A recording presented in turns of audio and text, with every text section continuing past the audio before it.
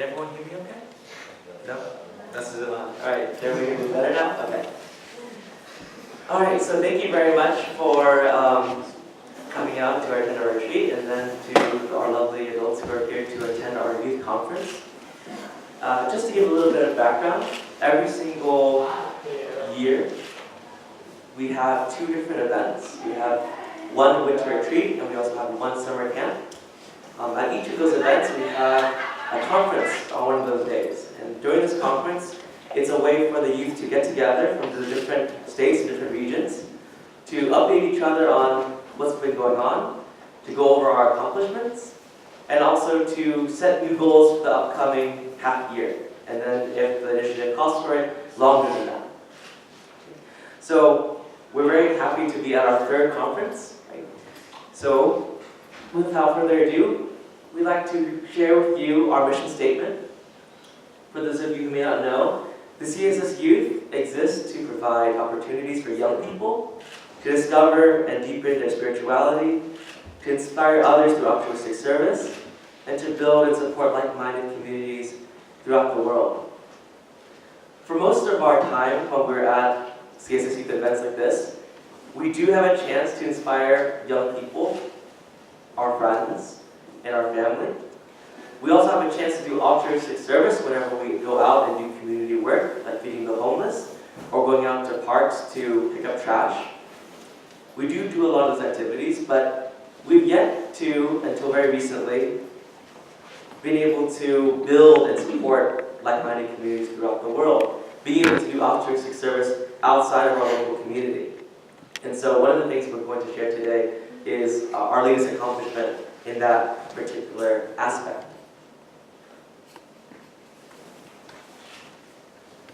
So in the most recent years, we've seen our youth group grow and grow. In 2015, before our youth group was officially formalized, we had a lot of youth parents, CSS kids with parents that go to World Peace Gathering every single year. And so all of us decided to form a friend group. We decided to go and volunteer at all of these different events. In this particular case, we were volunteering to provide food and serve food to over 600 different guests over a span of 3 different days at this World Peace Gathering event in California. This is the year right after, so you can see that we more than doubled during that time. We had almost 100 participants this year from California, from Canada, from Virginia, from Texas, and all over. This is a picture of our last retreat in, 1 year ago in Virginia. We started out with a lot of Texas kids, one girl from Canada, and then a lot of people from Virginia. And that's how most of us ended up meeting each other for the first time. And then this is us just a couple months ago in Belton, Texas, when we went to our winter retreat.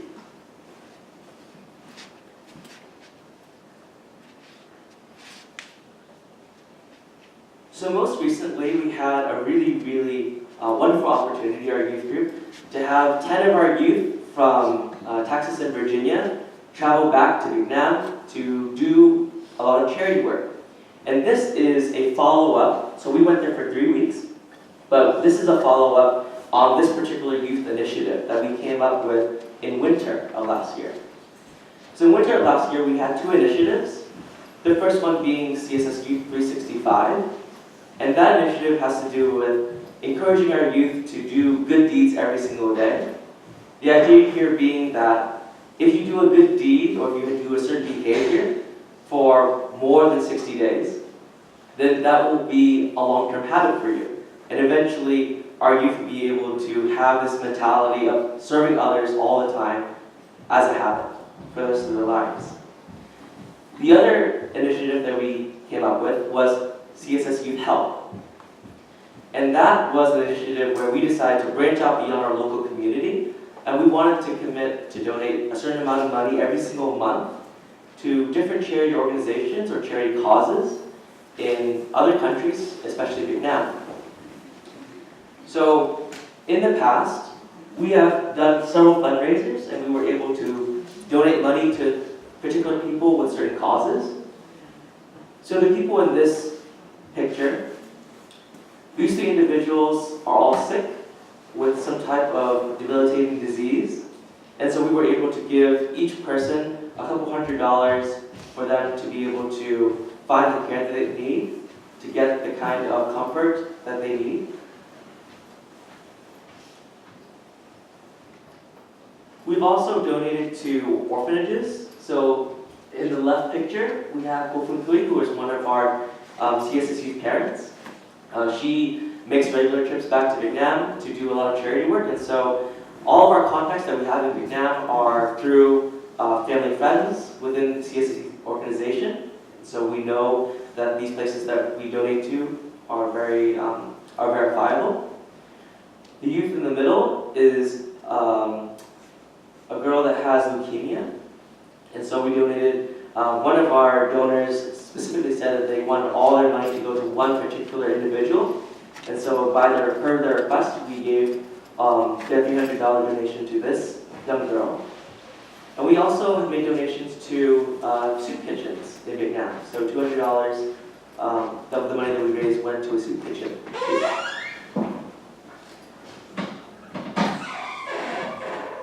We also have made donations to students who require money to go to school.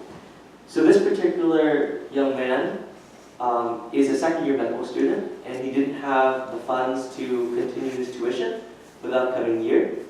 And so we helped him by giving him a scholarship of $1,000, and that was enough to pay for his whole year's worth of tuition, as well as school books. And all of these different charity causes that we donate to are causes that our youth end up voting on every single month. So every single month we have a certain amount of money that we allocate for our CSS youth help, and then our youth end up voting on whether they wanted to go to individuals, whether they wanted to be educational scholarships, whether they wanted to go to building schools and libraries. And so depending on what our youth decides to do that month, that's where our money goes to.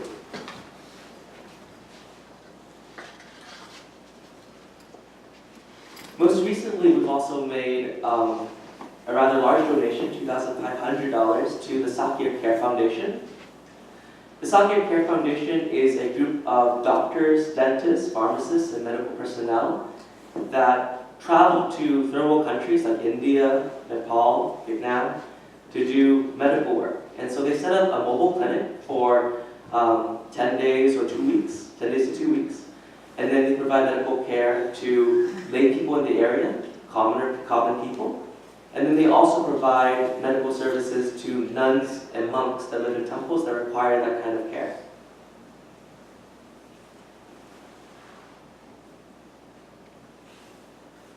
So prior to going to Vietnam at the end of June, our CSS youth group was able to fundraise $17,000 specifically for the purposes of donating to charity groups in Vietnam, our charity causes in Vietnam. Our trip was split up into two different parts. The first part being a CSS Youth charity mission, where we went to visit 4 to 5 different locations, and all those places are places that we've contacted before. We took their requests in terms of what kinds of things and resources that they needed, and then we put that money towards them. The second part of the trip was an invitation that we had from the Sakya Care Foundation to come and assist them on a medical mission that was for 10 days. And so the money that we fundraised, $17,000, was only for the youth causes, the charity causes that we had been dealing with prior to that mission.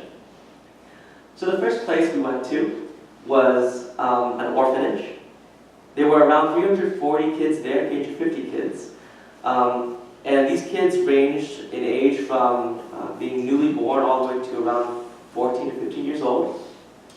A fair number of them were handicapped children. They were in a very vegetative state. They couldn't move. They were lying on the ground, and they couldn't move at all. And for that day, we were able to donate a lunch for them, a meal. So most of the time when you go to give food to orphanages, if you were to donate food to anywhere, usually people donate rice, so they donate instant noodles or that kind of thing. one of the things that we decided to donate to make this meal a little bit more special for the youth there was to donate a meal where all the kids could eat pho. So a bowl of pho for us is very common. You can go to any restaurant to do that, or if you're lucky, your mom will cook for you. But for orphans, especially in Vietnam, where the dish originated from, this is a luxury that they often can't afford. Most of these kids have never been outside of the orphanage even. And so we decided to donate the money for them to be able to have that meal for that day, and then we ended up serving them that meal on that day. We also donated 1 metric ton of rice, 100 boxes of migay, 2,000 boxes of milk, school materials and clothes and school uniforms, and then candies and stuffed animals for the kids too. And all these candies and stuffed animals was a joint effort in terms of donations from both Virginia and Texas. In total, we have around 1,000 stuffed animals between the two states, and then we were able to bring back all those stuffed animals to Vietnam and give them to the kids in need. And the candies are also from the U.S. too. M&Ms, Snickers, Kit Kats. In total, I think we had about 100 pounds of candy that we brought back from Costco over to Vietnam. So we just wanted to show you guys some of the pictures that came from that trip. So these are the youth that were coming with us on the trip. We have we have myself, Austin, Matt from Texas, Justin from Texas, Amanda from Texas, Matthew from Virginia, and Anna from Texas.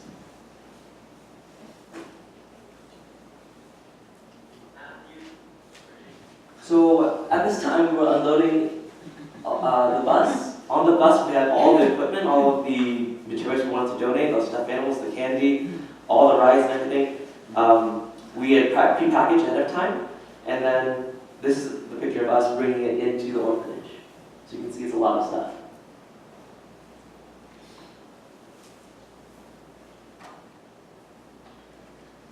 This is us distributing the stuffed animals at that particular orphanage. So we had all the orphans line up. There's a little amphitheater section. And so there's a stage, and then all the children were lined up in rows. And so what we ended up doing was we had these humongous heavy-duty trash bags that had all the stuffed animals. And so we would just go out and we would go along the rows and we would distribute the stuffed animals. And then a lot of them, actually, some of them really wanted a particular stuffed animal. And so what we would do is we would distribute them, and then they would spend time trading with each other and talking with each other and having a lot of fun. It was really touching for me to see all the kids comparing the stuffed animals and saying, my stuffed animal is better than yours and stuff like that. Is there anything that you guys want to share from that particular experience when you guys were distributing? Some boys actually preferred pink stuff. I wanted to give him, a monkey or anything, you give to a boy. He said, no, can I have that little Hello Kitty one? I was like, yeah. He's like, yeah. I was like, okay, it's kind of cute.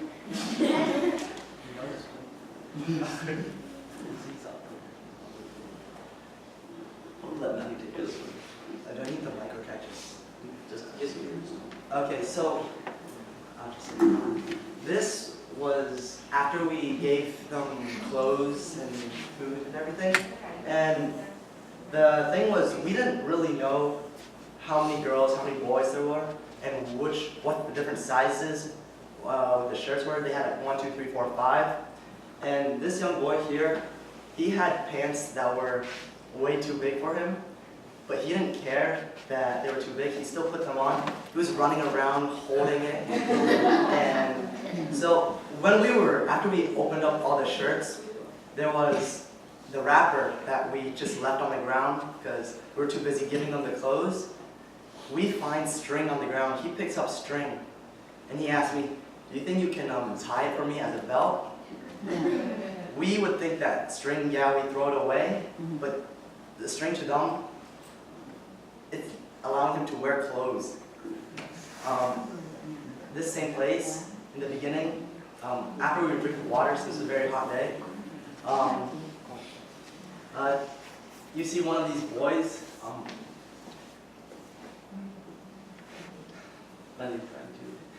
They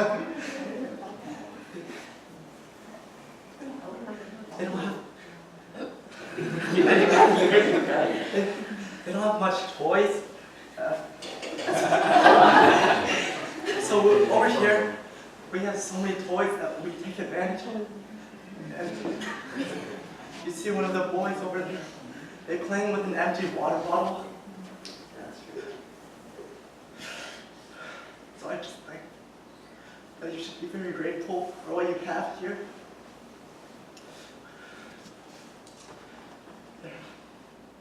So during the time when we were, there, I have a lot of pictures, and I couldn't possibly fit all the pictures onto this slideshow. So any of you who are free tonight during the time we're available later tonight, I have a lot of videos and I have a lot of pictures that I can't show here, but I would like to show you guys later if you guys have time. We were there for 3 hours in total. And during that time, we distributed food, we distributed milk and rice. One of the most touching moments, as Matthew mentioned, was when we were distributing school uniforms for everyone. And like Matthew said, we didn't have all the sizes, correct? And a lot of kids had sizes that were too big, and there were a lot of kids who had sizes that were too small. One of the most touching moments for me was to see all of the youth that were there in the mission who were just volunteers. It was our first time going back to Vietnam to do something like this. And to see the kind of heart that would come out of these kids, like Matthew, his sister, Anna, Austin. All of us took a hand to go out and to help these kids put on their clothes. Many of them had never worn clothes this nice before. And for us, these uniforms look relatively cheap compared to what we have in the United States. So something even as simple as using a string to use as a belt, or to play with a water bottle, an empty water bottle that someone would just throw away as trash. When we came there and one of us had brought a football, we ended up playing football with them and playing basketball and soccer with them. That was one of the best things, one of their best memories that they said that they had ever done at that orphanage. In their 9 or 8 year existence of their lives, those 20 minutes that we played soccer with them, Justin and I and Amanda, we played soccer with some of the kids, just like in this courtyard area, was one of the best memories that they had.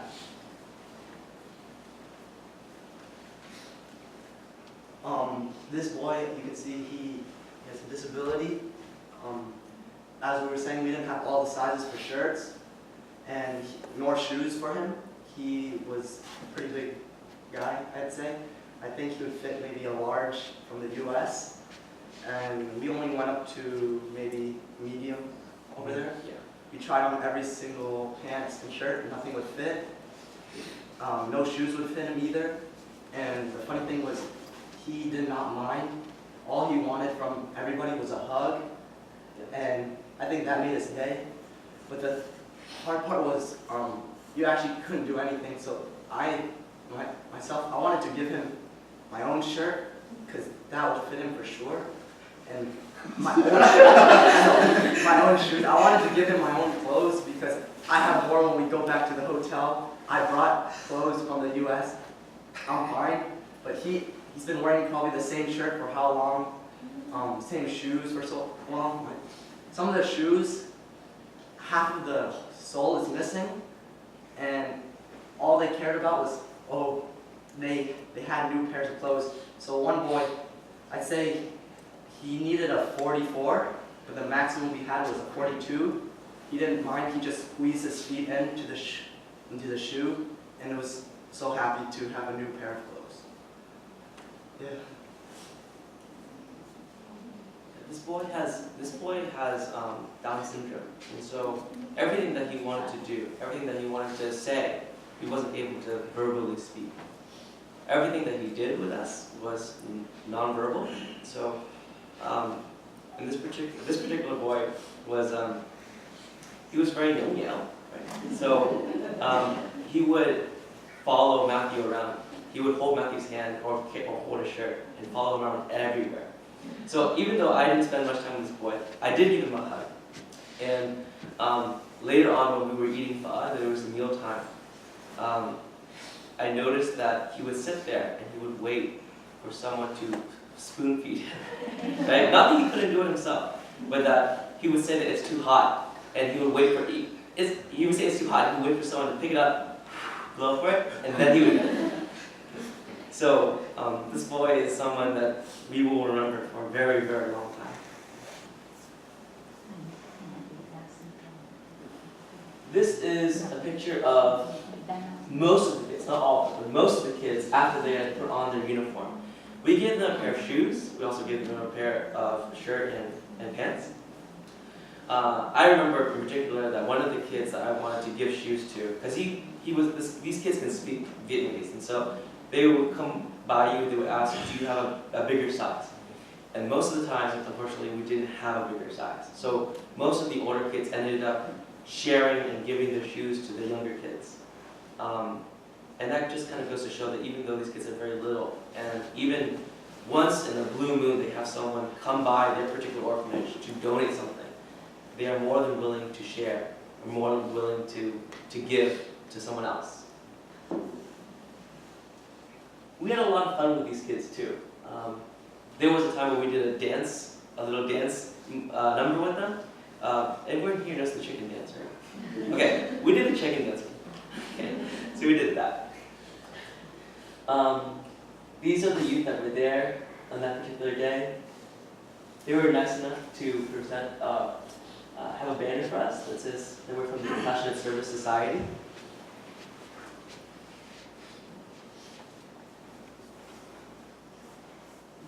This is just a small shot of the bigger room that is their mess hall, their cafeteria. And this is how they eat every single day.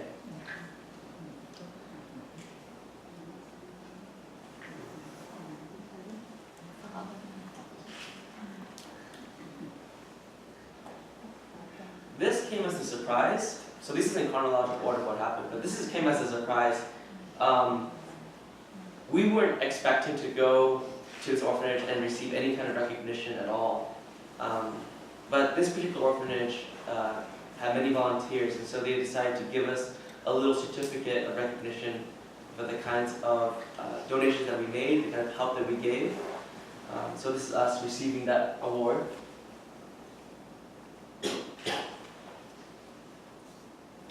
Austin, I'll let you take it as well. Or Matthew, you're both going to train. So this is the same place, same location, but they have a certain room where all the kids in there have, what is it, cerebral palsy. Cerebral palsy. And they cannot move, and they can't really do anything for themselves, so they need care all the time. So we walked into this room, and we gathered around some of them. We were talking about what they need, how much it costs to fund the location. And then during that time, Matthew got to know one of these little young girls. And Matthew was very nice, and he touched her and was like making her very, like comfort her, kind of. And out of everyone in our youth group, Matthew was, I think, one of the only ones that made physical contact. He wasn't afraid. He was very comfortable. I'll explain more. So they told us we had to leave at a certain time. So as we were leaving, I gave this girl, and then there was 3 other people on the top right corner. You don't see in the picture. But I gave each one a kiss on the head because none of them's ever, I don't think, stood up before. So it's just very nice to kiss them like you would to your younger brother or younger sister, and it felt like family when you treat them this way. During this trip, so after the trip, I was asked what was the one defining moment of the trip that you will remember for the rest of your life. And a lot of times whenever I hear people come back from Vietnam and they tell a lot of stories about people who are very unfortunate, and that's very true. Most of the time whenever you go back, you see these kinds of things and you wonder how people could possibly live like this. But for me, the most defining moment of my trip was actually the moment when I saw Matthew go into this room, and not just this room, but there was another hospital which we were not allowed to take pictures in. In this particular hospital, there were kids with megalocephaly. Megalocephaly is a disease where your brain is enlarged, your head is enlarged, the kid's body is like this size, and the head is like the normal human head, this big, and the body is this tiny. And these kids don't look remotely human. They look very, very disfigured.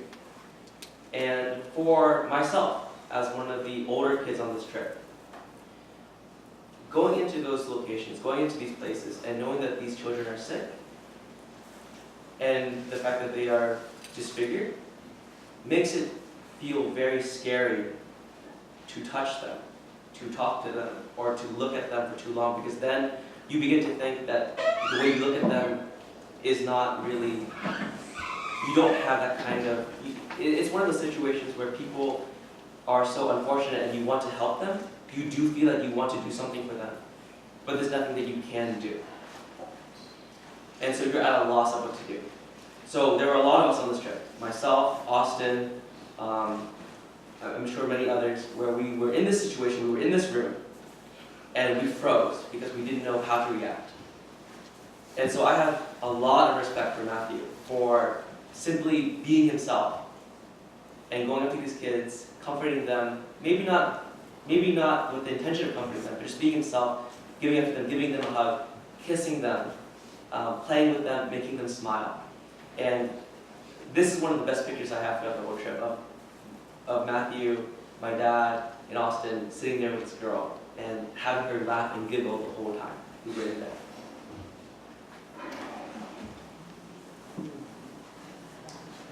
While we were there, we also had a chance to, after everyone was done eating lunch, because you eat lunch and then we give you dessert. So this is us distributing candy and milk, and as per their request, they asked for boiled eggs. Boiled eggs is something that even in Vietnam, they don't have for nutrition. So I don't have a particular picture here, but basically the kids formed a line. One line was for milk, one line was for eggs, and one line was for candy. And all the kids would come to me and they said, which one of these kids? By the way, we took all the candy, we put 5 of them in a Ziploc bag, and we would give each of the kids a Ziploc bag. And a lot of the kids came up to me and they asked, which of these candies is the best? And I said, all of them are really, really good. I guarantee you that all of them will be the best candy you ever had. And a lot of them took out the candy, they tore open the bag of M&Ms right away, and they looked at the candy and they saw how colorful it was, and that was the first thing that they said, how colorful the candy is. And then they took a bite, and that was the end of the story after that. After that, they were hooked on M&Ms. So that was one part of the line. The other part of the line, which is the part that I thought was amazing, which was the boiled eggs. These milk carton boxes that you see right here, as soon as we were done distributing the milk, the cartons are empty. The kids took the cartons of milk and they just went, so this is like right inside, they walked right outside, maybe 5 steps. And then they began to peel the boiled eggs and they ate it right then and there and put the shells inside the box, inside the carton.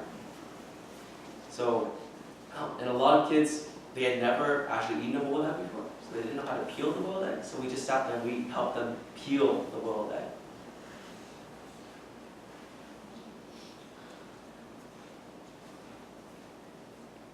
This is you. This is totally your story.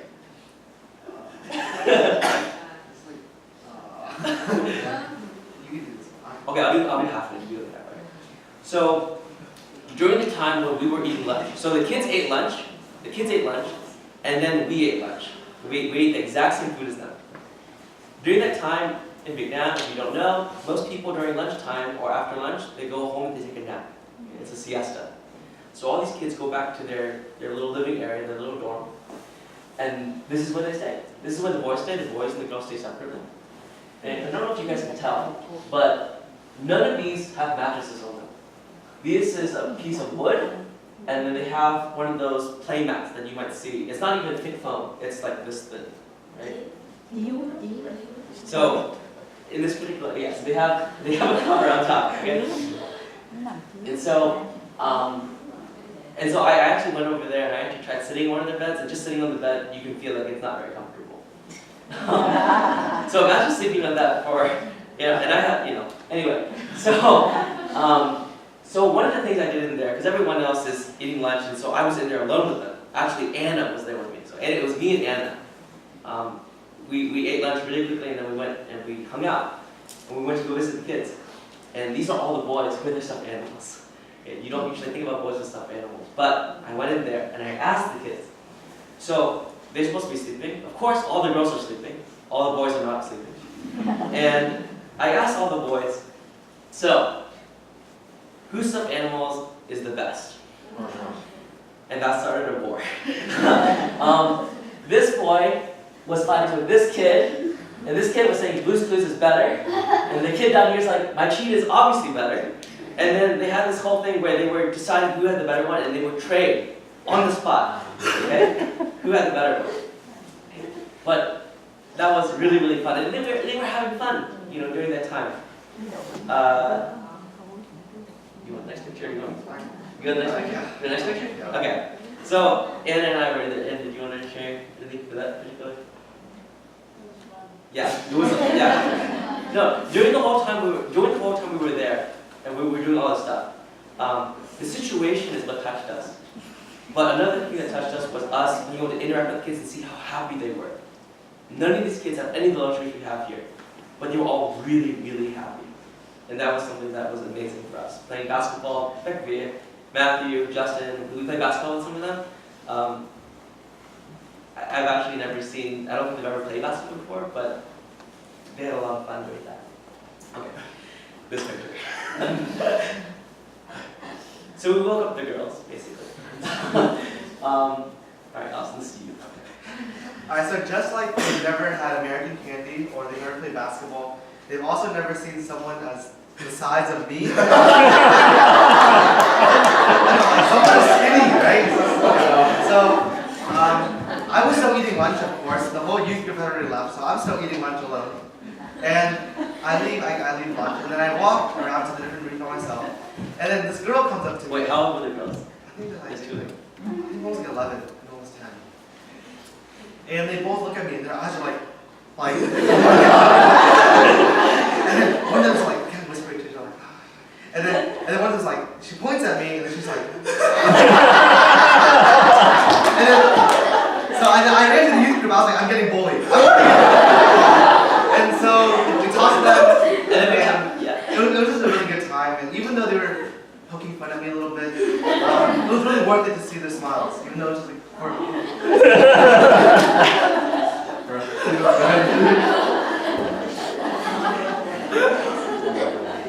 It wasn't just once. We asked them for verification. They were very tired.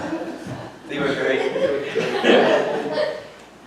So remember how I told you guys that these kids, 350 of them, have never been outside this orphanage. This orphanage is actually very tiny. It's if I were to think about square footage, it's probably this building to like where we ate lunch. Like the whole thing. 350 kids, all the buildings included, the cafeteria.